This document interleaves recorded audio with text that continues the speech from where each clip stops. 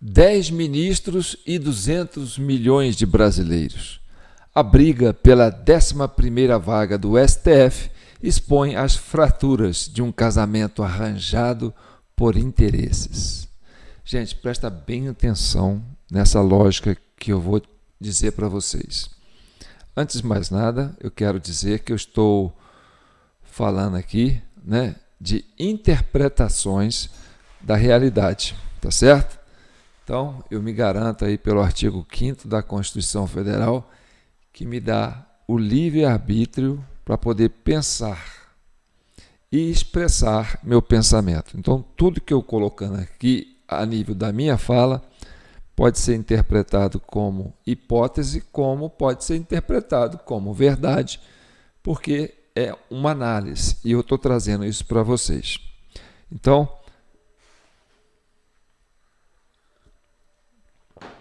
prestem bastante atenção nessa lógica que eu vou dizer para vocês. Os motivos que levaram Lula para a prisão são os mesmos motivos que tiraram o Lula da prisão. O grupo que prendeu o Lula é o mesmo grupo que tirou o Lula da cadeia. O mesmo grupo que condenou o Lula é o mesmo grupo que descondenou o Lula. Entendeu? Vou ser mais claro. Os motivos que fizeram que soltasse um Lula são os mesmos motivos que fizeram prender o Lula. Ou seja, vamos entender isso. Olhando essa foto aqui, essa foto aqui é, essa medalha aí honrosa que o Alexandre de Moraes estava recebendo do Lula, juntamente com outras grandes figuras que estavam ali presentes. E nesse mesmo dia estava acontecendo aquela polêmica, da morte do brasileiro, o preso político que estava lá na Papuda, e essa prisão está sendo atribuída ao Alexandre de Moraes. Então, essa contradição em que parte da sociedade entende que o Alexandre de Moraes é responsável pela morte, de um patriota que estava sob a custódia dele, ele estava sendo comemorado com um dos mais elevados símbolos da nossa democracia, pelo presidente Lula. Então, preste atenção. Os mesmos motivos que levaram o Lula para a cadeia são os mesmos motivos que tiraram o Lula da cadeia. Ou seja, na época, vamos entender como o PSDB paulista, que aí você põe Geraldo Alckmin, Alexandre de Moraes, mais uma turma ali o núcleo forte, porque São Paulo sempre teve uma predominância, na política. Aí você fala, mas o PT do Nordeste? Não, o PT ali, do ABC paulista, dos sindicatos, Ah, mas ele tem uma base no Nordeste, porque o Nordeste é mais fácil de garimpar voto no esquema que eles estão pretendendo fazer ao longo dos anos. Mas enfim, mas o Lula é do Nordeste. Não, o Lula foi pequenininho lá para São Paulo, para Santos, cresceu ali, foi criado pelos sindicatos ali e virou paulista. É corintiano, entendeu? Eu nunca vi o Lula falar de um time de Nordeste que ele torce para um time do Nordeste. Pode até ter, mas eu nunca ouvi falar. Para mim, o Lula é corintiano. Mas enfim, vamos entender isso. Aí, gente, essa Comissão Cidadã de Inquérito, ela existe para isso, certo? Para entender esse Brasil complicado que nós estamos vivendo hoje. E aí você tem, tudo nesse imbróglio, a questão da biometria envolvida.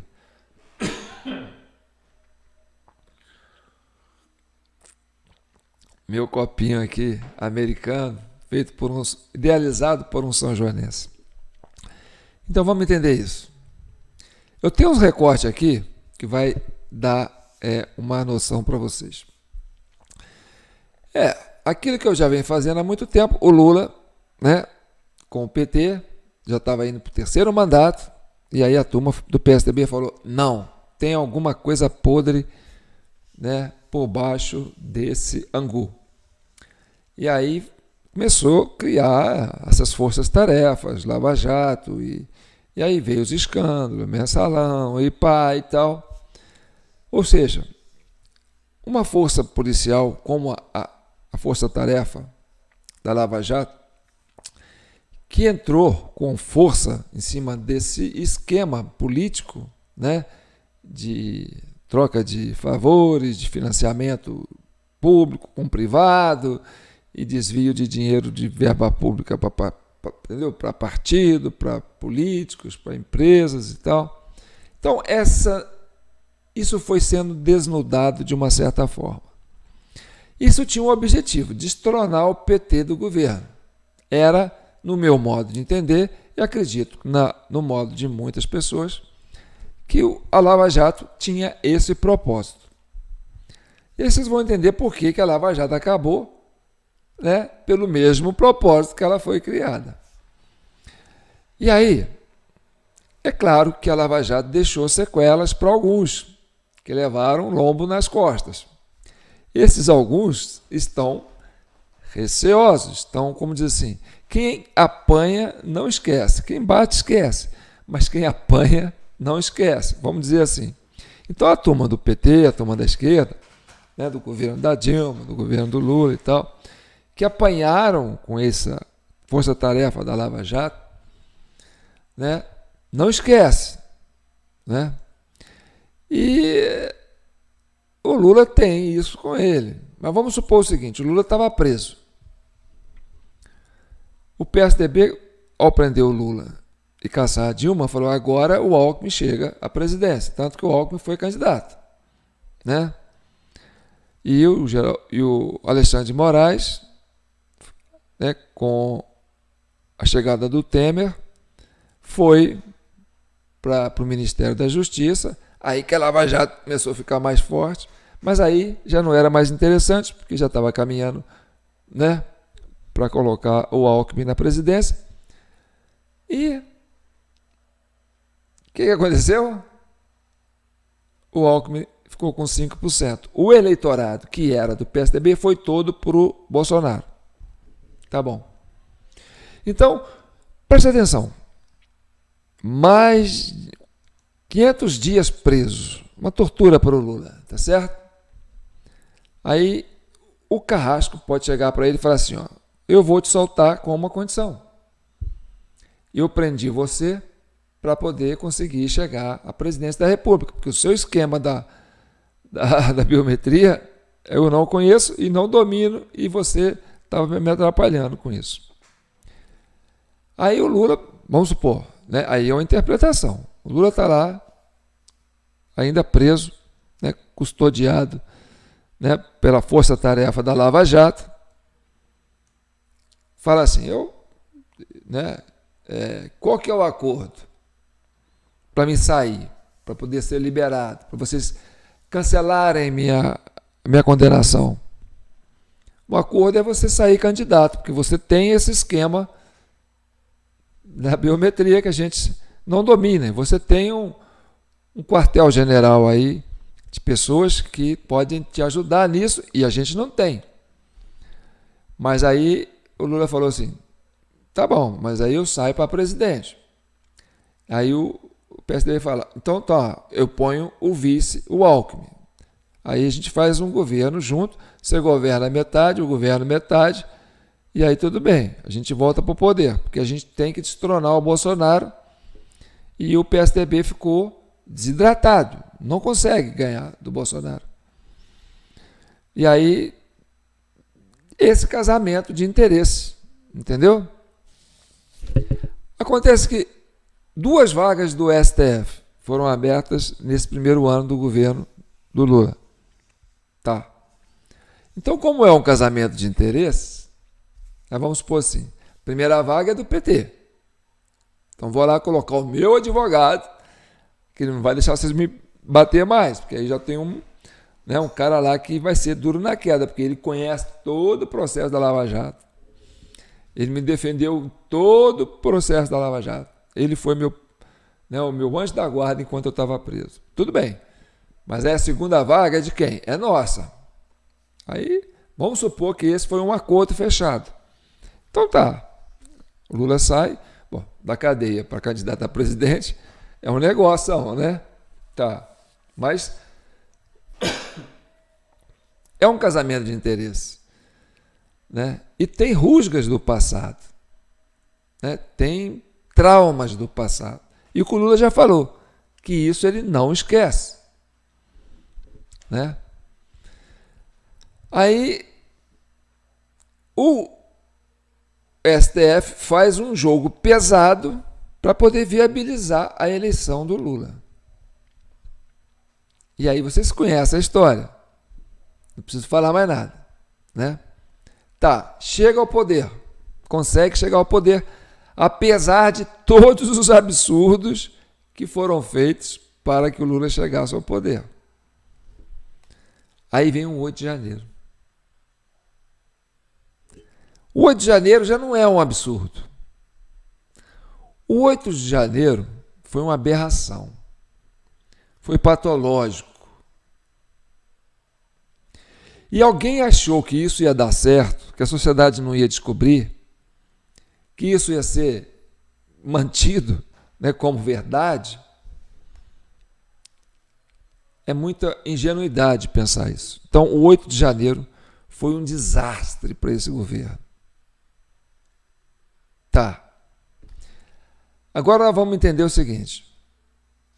O PT sabe, e todo mundo já sabe, o Brasil já sabe, né, que o STF que colocou o presidente Lula lá. E o Brasil inteiro sabe que o 8 de janeiro foi idealizado, né, pelo próprio governo, que tinha essa missão, né, de querer abafar a oposição que estava questionando o processo eleitoral. Tá, morre agora um patriota e o negócio começa a ferver. Então o PT, e aí vem uma preocupação, olha, um Alexandre de Moraes já é muito, 2 Alexandre de Moraes no STF, aí, meu amigo, não dá certo, não. Então o PT está segurando essa 11ª vaga. E o PSDB, no meu entendimento, quer essa vaga para ele. Até porque o Gilmar Mendes está defendendo o nome de uma pessoa com muito ênfase. Eu não lembro o nome da pessoa, mas o Gilmar Mendes está defendendo o nome de uma pessoa aí. E aí, o PT está assim, será que eu vou dar mais gás para esse povo? Porque eu estou como refém, eu saí da prisão numa condição de fazer o Alckmin vice chegar à presidência da República. E essa turma que me bateu durante esse tempo todo, será que eu posso confiar neles? E o negócio deu tudo errado, o processo eleitoral, né, foi uma forçação de barra, o 8 de janeiro foi pior ainda, então esse povo está desenfreado. Então o que unia o PSDB com o PT, eu falo PSDB, gente, porque é Geraldo Alckmin ali com Alexandre de Moraes, é São Paulo, entendeu? Pô, é igual camaleão, eles mudam de cor, mas a gente conhece, né? Aqui em Minas eu ainda faço uma reserva aqui, porque o Aécio está quietinho, né? Mas essa turma de São Paulo, a gente conhece como é que é. Então, o casamento, né, desse PSDB paulista com o PT paulista, né, foi um casamento de interesses. E quando o algo em comum que os uniam, que era o Bolsonaro agora não está candidato, ele está até inelegível, então o Bolsonaro passou a deixar de ser o problema. Ele começou a ser outro, né?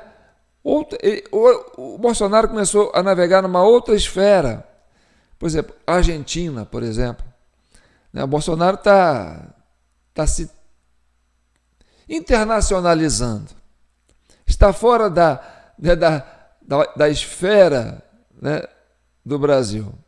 Então está Argentina, Uruguai, Paraguai, né, e ou Estados Unidos né, com essa onda de liberdade subindo. Então o Bolsonaro está contagiando o Brasil por lá de fora e não está muito esquentando a cabeça com esse casamento desses dois, não. Deixa que eles se entendam. Então, quando não tem esse elo em comum que unia os dois, que era o Bolsonaro, a ameaça do Bolsonaro, eles têm que encarar as diferenças entre eles. E o Gilmar está cobrando essa fatura, sabe?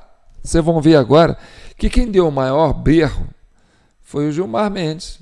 Vocês vão reparar, né? Com esse negócio da PEC aí, que quer limitar o Senado, o STF. Então, o líder do governo, Jacques Wagner, votou a favor da PEC. Aí eles falaram, mas aí vocês estão traindo o nosso acordo. Será que nós vamos ter que divorciar? E aí, meu amigo, vamos entender isso na prática. Passa a palavra ao decano do Supremo Tribunal Federal, ministro Gilmar Mendes. Este Supremo Tribunal Federal não admite intimidações, que após os bons serviços prestados por esta Suprema Corte no decorrer dos últimos anos, diria anos heróicos, difíceis. Vejo aqui ao meu lado o ministro Toffoli, que teve a clarividência de instaurar o inquérito inicialmente chamado das fake news em 2019. Veja à minha frente o ministro Alexandre de Moraes, que aceitou o encargo de conduzir esse inquérito. Você está vendo? É o PSDB cobrando a fatura do desgaste, do abuso, entendeu? Então ele está se colocando, você viu? A gente comprou essa briga. O Dias Toffoli, com aquele negócio o amigo do meu pai, a coisa ia para cima dele, quer dizer, nós seguramos sua barra. O Alexandre de Moraes foi lá, pegou o negócio do inquérito do fim do mundo, sozinho. Está cobrando a fatura, continue vendo.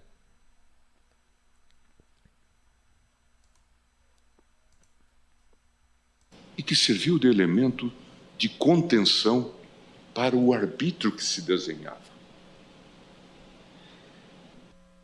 Como todos nós sabemos e havemos de reconhecer.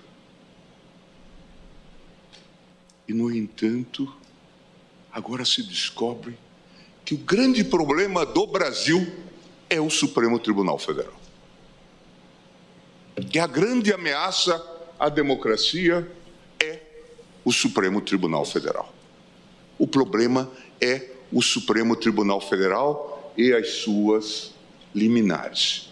Chega a ser curioso, quiçá irônico, que após os bons serviços prestados por essa Suprema Corte no decorrer dos últimos anos, às vezes isso também tem sido esquecido.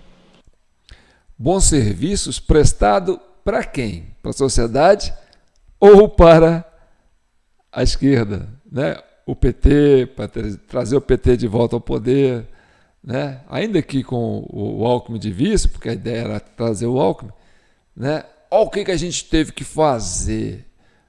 Então, vocês estão esquecendo disso. Está vendo? Ele está cobrando a fatura. Quase isolada.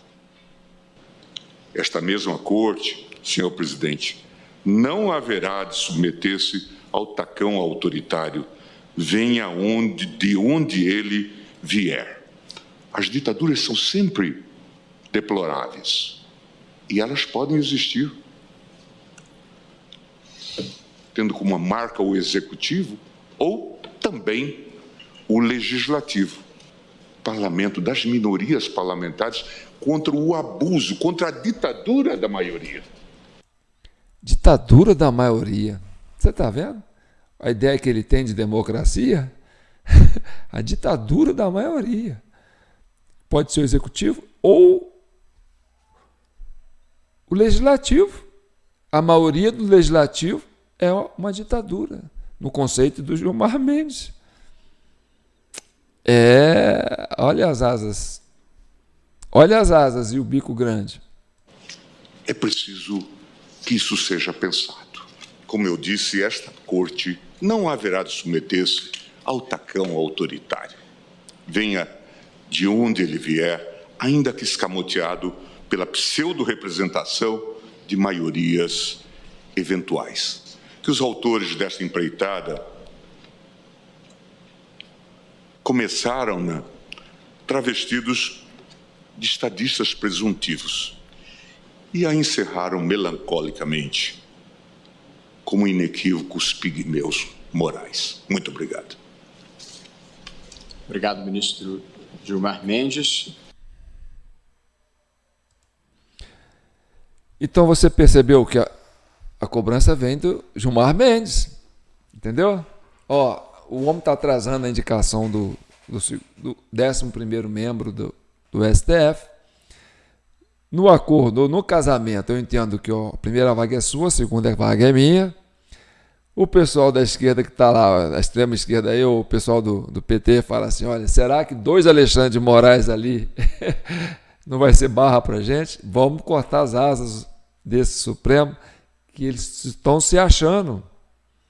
Então, não é uma preocupação mais apenas o pessoal liberal, o partido de direita. Não, isso já é a sociedade como um todo e também o próprio governo.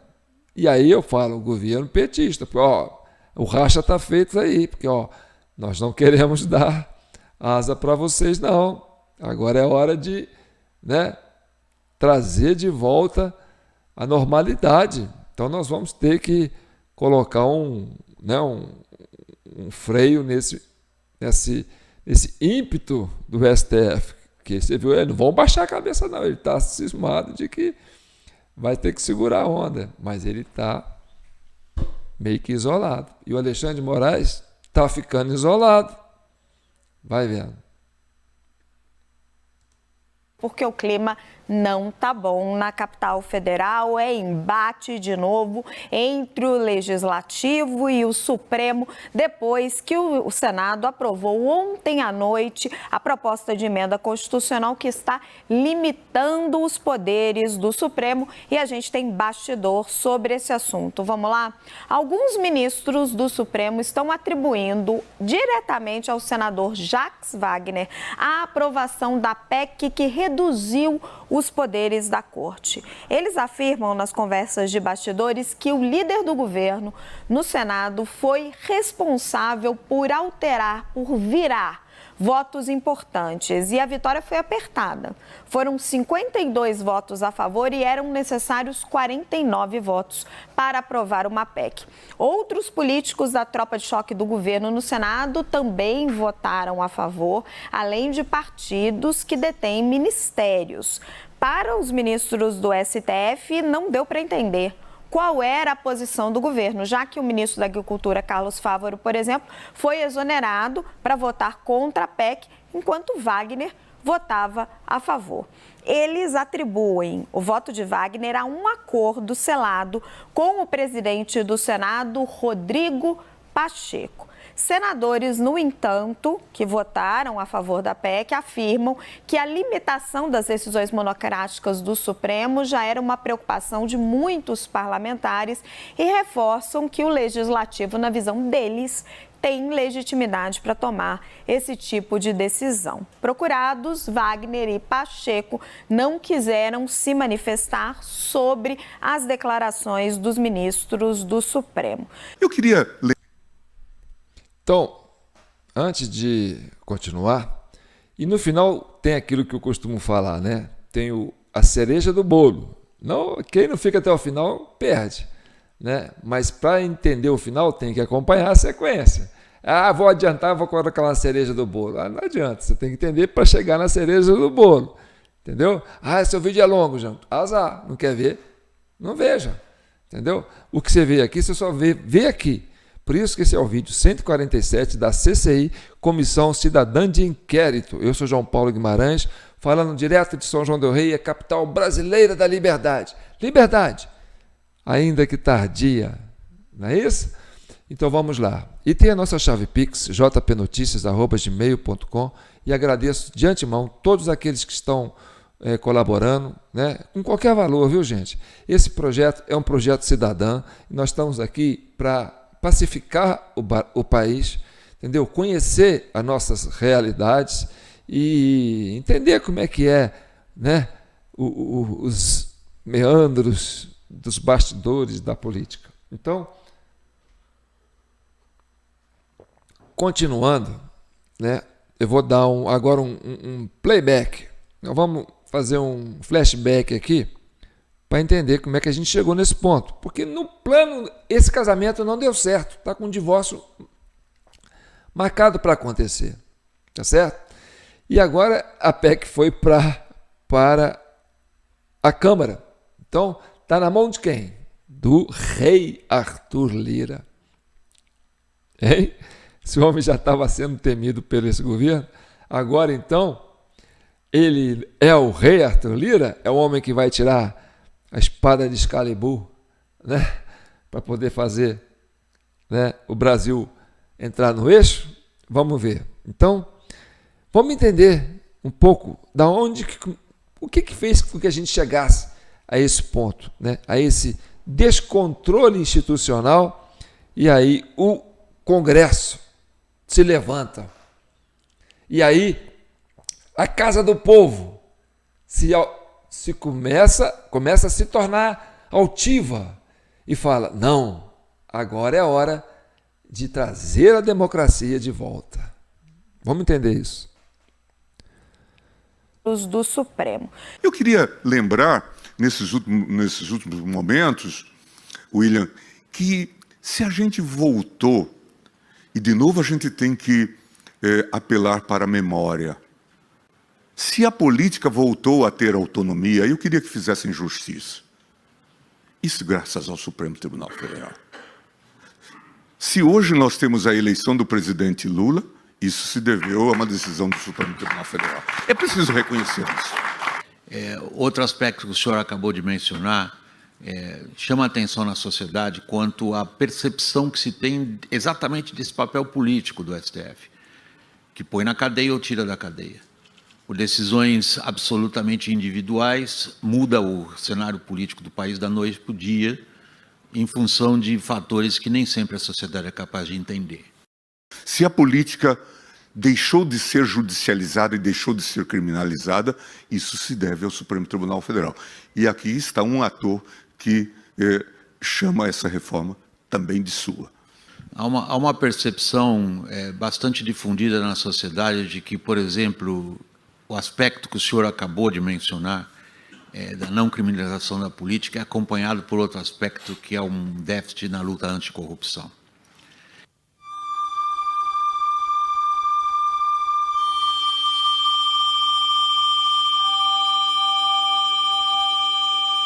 E hoje tive a oportunidade, não gostaria de ter tido, mas tive a oportunidade de ser vítima de um processo que precisa ser aprimorado, precisa ser melhor auditado, precisa ser melhor acompanhado, que é o sistema das urnas eletrônicas.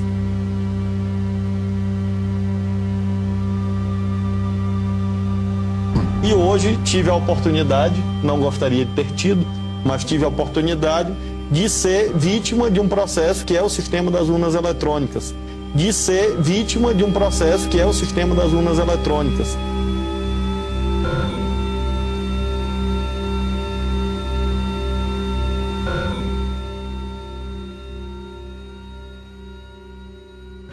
Por exemplo, se detectou num lugar, no Maranhão, um bom lugar, e há um inquérito em tramitação sobre isto. E como que se descobriu? Porque se fez o cruzamento. Esse mesmo eleitor que justificou a ausência tinha votado.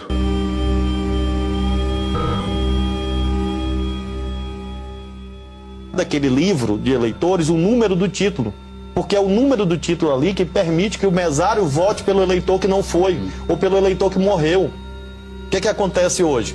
Das 5 horas da tarde, o mesário verifica lá em consórcio com os fiscais, verifica os eleitores que não compareceram, porque não foram, porque morreram, porque viajaram.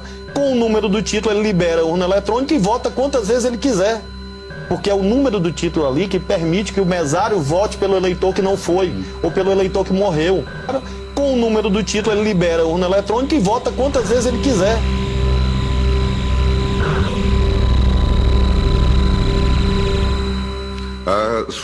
O surgimento daquilo que na linguagem da justiça eleitoral se fala do mesário pianista, que na linguagem da justiça eleitoral se fala do mesário pianista. Em alguns locais se detectou que o mesário acabava votando por alguém ausente. Onde se lembrar, Pescaria Brava, em Santa Catarina, em que numa urna se detectou que um morto teria votado. Por quê? Porque alguém usou a identidade dessa pessoa.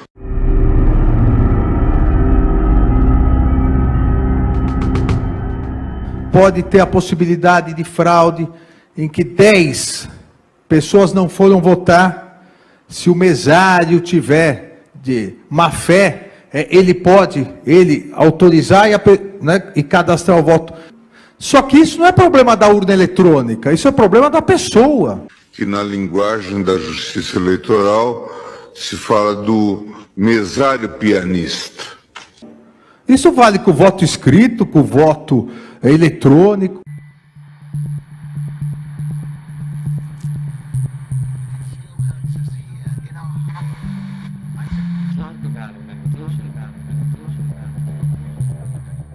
A urna possui um arquivo que é chamado de log da urna. Ele é igual à caixa preta de um avião, ou seja, registra todas as operações realizadas na urna. Horário em que foi ligada, horário em que o primeiro eleitor foi habilitado e assim sucessivamente até o momento em que ela for desligada. O log de cada urna é fornecido aos partidos políticos caso solicitem. Porque na hora que apareceu essas coisas na imprensa, até quando vazou, vários grupos que estão estudando esse assunto começaram a nos procurar, dizer, também achei isso, também achei aquilo. E eles de fato acham coisas interessantes, porque agora tem transparência, que foi o avanço do TSE, o log está publicado, qualquer pessoa vai lá, baixa o log. O negócio do log tem o documento. Então não tem dúvida, está errado. Não é minha opinião, é sua, está no seu documento. Só estou mostrando para você que o arquivo está diferente do que vocês disseram que tinha que ser. Outro ponto direto, urnas eletrônicas. Desde 96 a gente não observou que o mesário autoriza qualquer pessoa a votar. Nada de adiamento do término da votação. A votação termina às 17 horas, como programado, sem nenhum problema. Em muitas urnas, os votos após 17 horas ultrapassam os 50% do total de votos. Registram votos até as 23 horas. Essas urnas, milhares delas, também registram, segundo logs públicos das próprias urnas, uma diferença entre 6 e 10 segundos entre cada votação. Cada voto entre 6 e 10 segundos. É claro que você cria facilidade para mesários há 20 anos nas mesmas sessões. Eles já sabem quem vai, quantos brasileiros chegaram para votar e já tinham votado por eles. Se houver 5 erros em cada sessão, já são 2 milhões de votos. A gente sabe quantas vezes a gente foi votar, a nossa impressão digital não funcionou e o mesário digita qualquer código e autoriza. Agora eu vou trabalhar como advogado do diabo. Você pode ser um mesário, eu um mesário. 15 segundos. Uma outra pessoa fica lá no caixa entre 4h30 e 5 horas. É o mesmo mesário há 20 anos. Ele sabe que não vai votar. O cara faz 50, 60, 70 votos. É um erro. Por que o cara não diz, não, de fato, vocês pegaram um erro, vocês têm razão, vamos sentar junto e vamos conversar. Para mim, essa seria uma reação madura. Sim. Mas isso não aconteceu. É muita ingenuidade o nosso sistema eleitoral. A gente tem que ser técnico, a gente tem que ser meio japonês nesse ponto. A gente tem que ir no erro. Pá! Vamos parar de lamentar.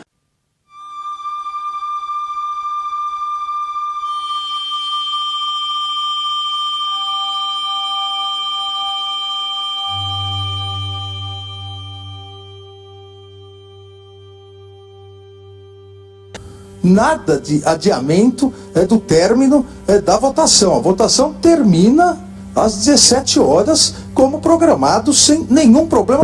Como é que estamos em Minas? Como é que estamos no Nordeste? É isso que definirá uma virada de votos. O que acontece hoje? Das 5 horas da tarde, o mesário verifica lá em consórcio com os fiscais, verifica os eleitores que não compareceram, porque não foram, porque morreram, porque viajaram. Com o número do título, ele libera a urna eletrônica e vota quantas vezes ele quiser.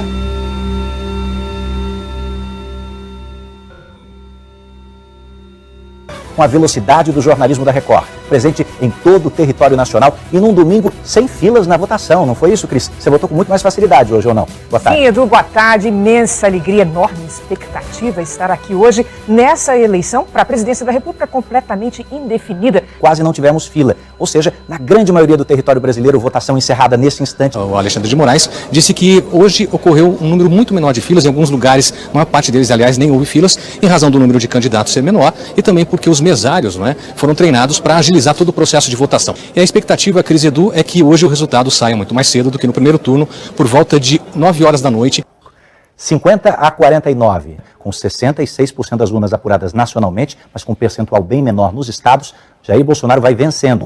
Como é que estamos em Minas? Como é que estamos no Nordeste? É isso que definirá uma virada de votos. O que acontece hoje?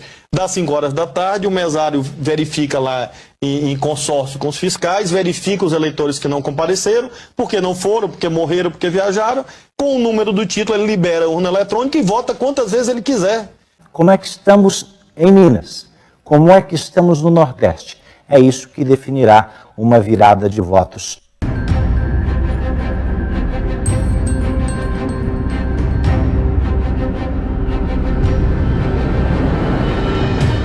A disputa de segundo turno entre Luiz Inácio Lula da Silva, do PT, e Jair Bolsonaro, do PL, foi a mais apertada em uma eleição para presidente no Brasil desde 1989, com a redemocratização do país. A vitória de Lula foi reconhecida somente às 7 horas e 57 minutos da noite e com 99,5% das urnas apuradas. Com 99,5% das urnas apuradas para poder dizer que o Lula ganhou. Então, para você que chegou até aqui, agora vai vir, né, a cereja do bolo. Esse é um projeto para pacificar o país. A gente não está aqui, entendeu, para dar golpe de Estado, a gente não está aqui para comprar briga, a gente está aqui para estabelecer a normalidade. E a gente percebe, né, que agora o Congresso Brasileiro, que é a casa da democracia, a casa do povo, nosso parlamento, né, está ganhando musculatura. Ou seja, então a gente está caminhando de uma certa forma na direção certa. Outra coisa, o Arthur Lira tem uma missão importante pela frente. Ele sabe disso. Quem conhece os nossos vídeos passados já sabe do que eu me refiro, né? O projeto Excalibur. Agora eu vou encerrar, né, com a cereja do bolo. Então, já vou me despedir antes, que eu não vou continuar. Depois dessa cereja do bolo, vocês é que vão fazer o comentário, tá certo? Mas antes, está aí a nossa chave Pix. Nós estamos no último mês da CCI. Espero que a gente consiga ter êxito nessa nossa empreitada, que é de chegar à verdade e ajudar a pacificar o país. Tá certo? Então, chegando no fim do mês, aquele jabazinho que você puder contribuir para a gente vai ajudar muito no nosso... Hoje eu peguei chuva. Sério, de moto. Então vamos para o desfecho final. Vou só deixar uma pergunta para vocês e vocês vão responder. Tá certo? Por que Lula chora? Por que Luiz Inácio Lula da Silva chora? Vocês vão responder.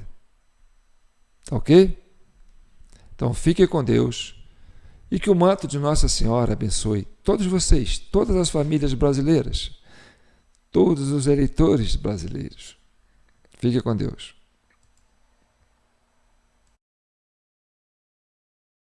Aí me baixou uma coisa que eu acho que é uma coisa que tem que nortear vocês. É não esquecer o que vocês são. É não esquecer o que vocês querem. Porque a gente não compra nem honra, nem caráter em shopping. A gente traz de família, a gente traz de berço.